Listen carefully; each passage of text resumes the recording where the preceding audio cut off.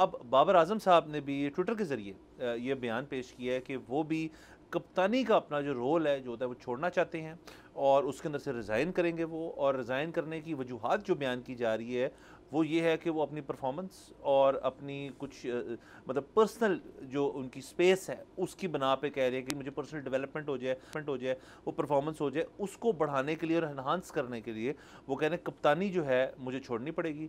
तो वो छोड़ें सर, ज़ाहिर है ये सर रूम क्रिएट करता है मोहम्मद रिजवान के लिए, जो कि पहले भी सर चहमगोइयाँ बहुत थी कि मोहम्मद रिजवान को ही वाइट बॉल के नए कप्तान जो है बनाने का फैसला किया जा रहा है और चैंपियंस ट्रॉफी के अंदर वही शायद लीड करें। तो चलें, ये तो फिर बहुत मज़ीद क्लैरिटी आ गई इसके अंदर कि बाबर आजम साहब खुद ही उन्होंने रिज़ाइन कर दिया। अब ये एक सवाल है कि मतलब आया उनको उनसे डिस्कशन करके उनसे रिज़ाइन सर एक तो तक आप देते हैं और दूसरा होता है रिज़ाइन आपसे लिया जाता है। तो ये कौन सा वाला है हमें नहीं पता, नाम इसके ऊपर हम कोई खबर है हमारे पास कि क्या हुआ, बट खबर यही है बेसिकली कि वो नहीं कैप्टन रहना चाहते जो भी उसकी वजूहत हो।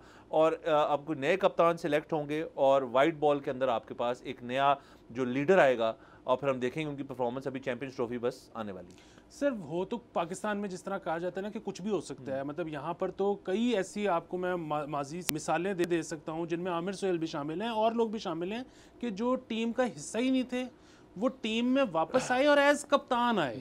सो यहाँ पर कप्तान कोई भी बन सकता है, लेकिन अगर आप इस वक्त खबरें देखें ना तो जो फ्रंट रनिंग हॉर्सेज हैं आपके, वो एक तो रिजवान है और दूसरे शादाब हैं। और शादाब की वजह ये है कि वैसे तो उनकी रिसेंटली परफॉर्मेंस बहुत अच्छी नहीं रही, लेकिन क्योंकि इस वक्त आपके पीएसएल की टीम भी उनकी कप्तानी में जीती हुई है और अभी जो चैंपियंस कप करवाया है उसकी टीम भी उनकी कप्तानी वाली जीती। वाह वाह वाह। तो वो एकदम से रिजवान के साथ फ्रंट रनिंग पे आ गए। Very good. अच्छा, अब बात ये है कि ये एक हमेशा से मसला रहा है कि जी शादाब या कोई भी शख्स जो अगर उसकी टीम में जगह नहीं बनती तो फिर उसको कप्तान बनाना चाहिए या नहीं बनाना चाहिए, just because he is a great captain. But दूसरे केस में अगर आप ये देखें कि शादाब आते हैं ना तो आपको कप्तानी में कुछ ना कुछ फ़र्क नज़र आएगा। अगर रिजवान आते हैं तो आपको महसूस ही नहीं होगा कि बाबर कब गए और कब रिजवान आए। उसकी वजह ये है कि ये बात मशहूर है कि बाबर वैसे भी बहुत मशवरा करते थे रिजवान के साथ। और दूसरी जो सबसे बड़ा देखें बाबर की कप्तानी में जो एक कंट्रोवर्शियल चीज़ थी वो ये थी कि T20 की हद तक उन पर तनकीद ये होती थी कि उनको या रिजवान को इकट्ठे ओपन नहीं करना चाहिए। उनमें से कोई एक कर ले और एक अग्रेसिव बैट्समैन आ जाए, लेकिन वो कहते थे कि नहीं हम ही करेंगे।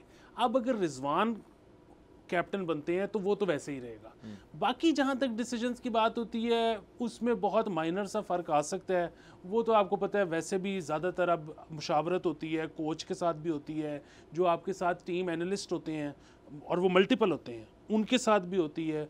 सो अब कप्तान जो है बाकी अपनी कप्तानी में कोई बहुत ज़्यादा आज़ाद नहीं होता, लेकिन ये एक ऐसी चीज़ थी जिस पे वो स्टैंड लेते थे और अगर रिजवान आएंगे तो वो भी स्टैंड लेंगे। बिल्कुल सर। और सर आप इस तरह से देख लें कि हम अगर वाइट बॉल छोड़ दें और टेस्ट की हद तक चले जाए, शान मसूद की परफॉर्मेंस टेस्ट मैचेस में उतनी अच्छी तो नहीं रही, कप्तान अभी तक खैर से वही है। तो ये भी कोई सर इंडिकेशन नहीं है ऑब्वियसली कि आपकी परफॉर्मेंस की बेसिस पे ही सिलेक्ट होना है। और ये देखिए ना, एक मसला यहाँ पे है कि बहुत सारे लोग कहेंगे यार रिजवान का बनता क्यों? मुझे आज तक यहाँ ये नहीं समझ आई, जैसे आपने एक और सर बयान दिया कि यहाँ पे कुछ भी हो सकता है।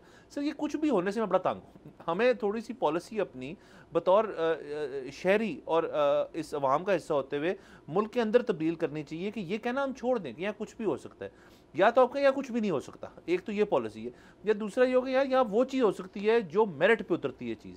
अगर शादाब सर इस वक्त मेरिट पे पूरे उतरते हैं और रिजवान से ज़्यादा उतरते हैं फ़र्ज़ करें, और वो वाइट बॉल के अंदर स्पेस क्रिएट हुई है, तो फिर शायद आपको ही बनना चाहिए। सब्सक्राइब करें और बेल दबाएं ताकि कोई खबर रह न जाए।